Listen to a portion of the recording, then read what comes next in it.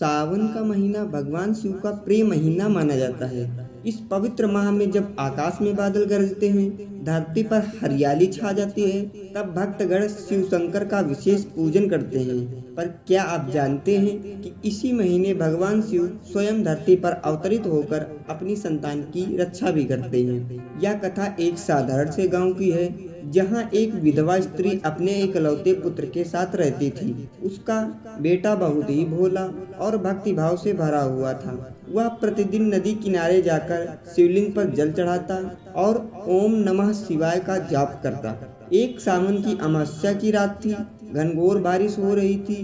गांव के समीप के जंगल में कुछ डाकू छिपे हुए थे, जो गांव पर धावा बोलने की योजना बना रहे थे। उसी रात उस भक्त बालक का मन व्याकुल हो उठा। उसे ऐसा लगा जैसे कोई संकट आने वाला है। वह रोते हुए शिवलिंग के पास पहुंचा और बोला, भोलेनाथ, मैं तो एक बच्चा हूँ, मेरी रक्षा कौन करेगा? उसकी पुकार सुनकर शिव स्वयं एक साधु के वेश में प्रकट हुए। बालक को अपनी गोद में उठाकर बोले, मैं तेरे आंसुओं को व्यर्थ नहीं जाने दूंगा। तू मेरा सच्चा भक्त है, तेरी रक्षा करना मेरा धर्म है। उसी रात जब डाकू गांव की ओर बढ़े तो उन्हें एक त्रिशूलधारी साधु रास्ते में मिला।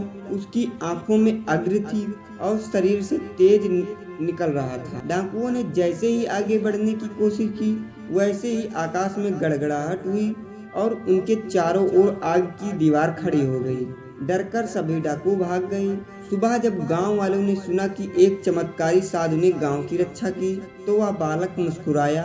उसने शिवलिंग को प्रणाम किया, क्योंकि उसे मालूम था जब भक्त सच्चे मन से पुकारता है तो स्वयं महादेव भी कैलाश छोड़कर आ जाते हैं। तो दर्शक बंधु, सावन केवल पूजा का महीना नहीं है, ये एक अवसर है भगवान के आत्मिक संबंध जोड़ने का।